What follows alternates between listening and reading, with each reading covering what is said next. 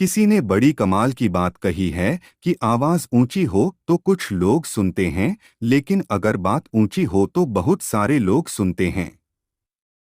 ये कहानी है 126 साल के लड़के की, जो सेठ के यहाँ पर नौकरी करता था। उसके माँ बाप इस दुनिया में नहीं थे। जिंदगी बहुत परेशानी में चल रही थी।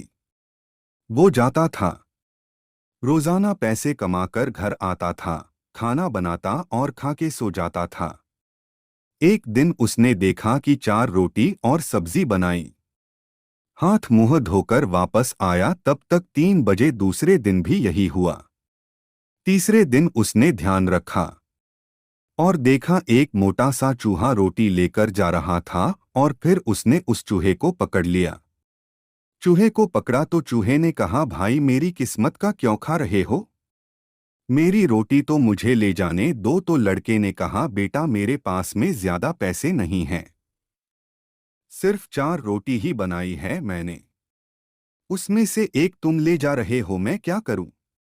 मेरी जिंदगी ने तो मुझे बेहाल कर रखा है। जो मैंने कहा, तुम्हारे सारे सवालों का जवाब तुम्हें एक इंसान दे सकता है।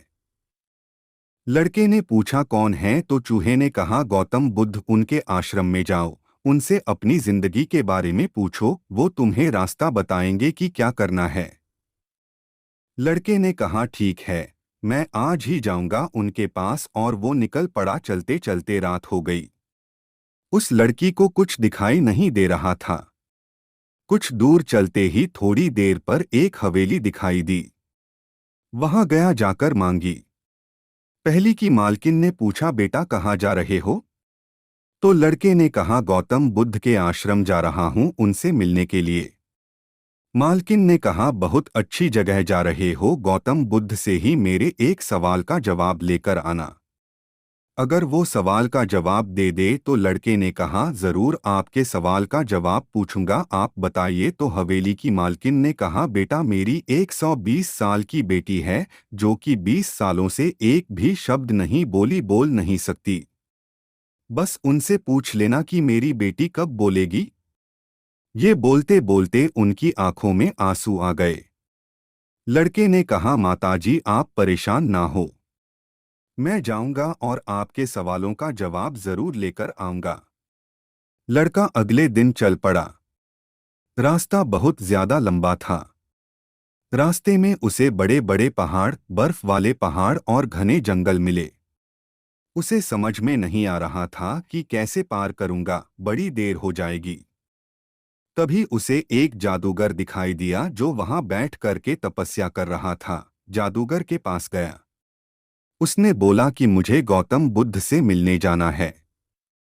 रास्ता तो बहुत ही परेशानी वाला लग रहा है, कैसे मैं पार करूंगा? तो जादूगर ने कहा, तुम गौतम बुद्ध से मिलने जा रहे हो, मेरे एक सवाल का जवाब लेकर आ जाना, तुम्हें पहाड़ तुम्हें तुरंत पार करा दूंगा। लड़के ने कहा, आप अपना सवाल बताइए। तो जादूगर ने कहा, यहाँ हजारों सालों से यहीं पर किसी पहाड़ पर तपस्या कर रहा हूँ। स्वर्ग जाने के लिए मुझे समझ में नहीं आ रहा है कि मैं स्वर्ग तब जाऊंगा। तो लड़के ने कहा, ठीक है, आपके सवाल का जवाब लेकर आते हैं। तो जादूगर नेचर ही घुमाई, लड़के को पहाड़ पार करा दिया।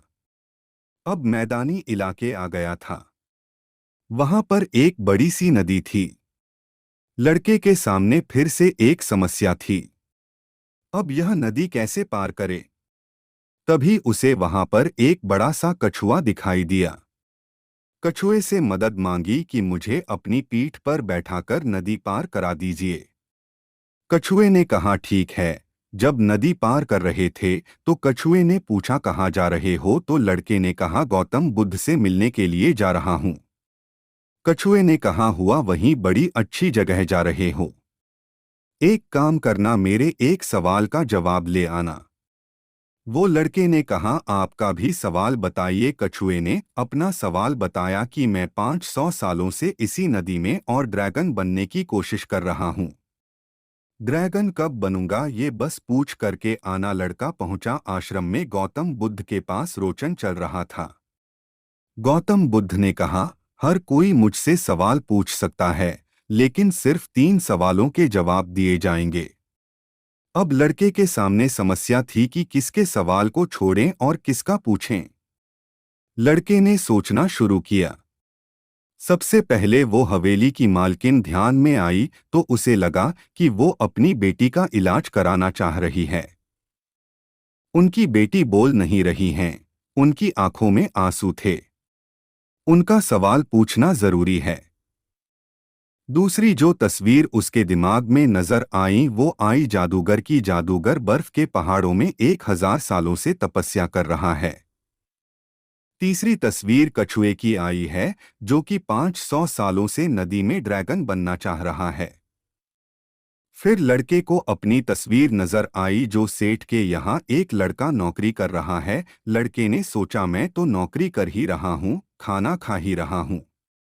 कछुआ मिला कछुए से कहा कि भैया कब उतार दो। गौतम बुद्ध ने कहा है तुम ड्रैगन बन जाओगे। कछुए ने जैसे ही कवर उतारा मोती मोती निकला। ये कछुए ने कहा इस मोती का मैं क्या करूंगा, आप ले जाओ। लड़के को मोती मिल गया और कछुए बन गया।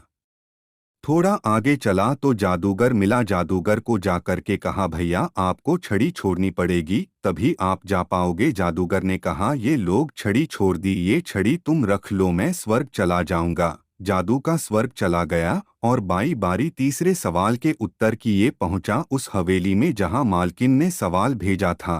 मालकिन से जाकर के बोला मालकिन आपका जो सवाल था उसका जवाब मिल गया।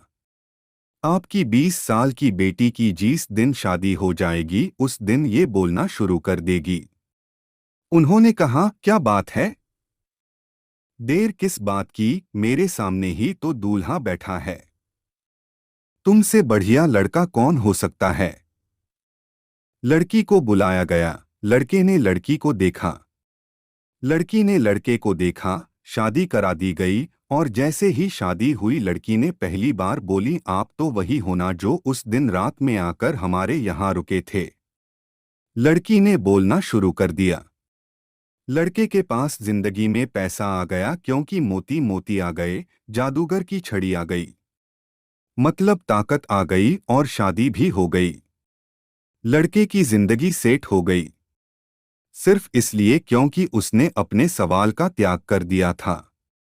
इस दुनिया में जो जहाज होता है जब किनारे पर होता है तो सुरक्षित होता है, लेकिन उसे दूसरे किनारे पर जाने के लिए इस किनारे का त्याग करना पड़ता है। लहरों से भरना पड़ता है, मुकाबला करना पड़ता है। इस लड़की ने जब तक अपना सवाल नहीं छोड़ा था, इसको जवाब नहीं मिले थे। ये छोटी सी कहानी जिंदगी में बहुत बड़ी बात सिखाती है। अगर आप कुछ कमाल करना चाहते हैं तो त्याग कीजिए उन बुरी आदतों का, आलस, शिकार और जी जान से मेहनत कीजिए, तभी जाकर के आप कमाल कर पाएंगे। ये कहानी आपको कैसी लगी? मित्रों, उम्मीद करते हैं आपको हमारी आज की ये वीडियो पसंद आई होगी और इस तरह की आध्यात्मिक और धार्मिक जानकारी के लिए हमारे YouTube चैनल भरत भक्ति सगर चैनल को लाइक करें, सब्सक्राइब करें।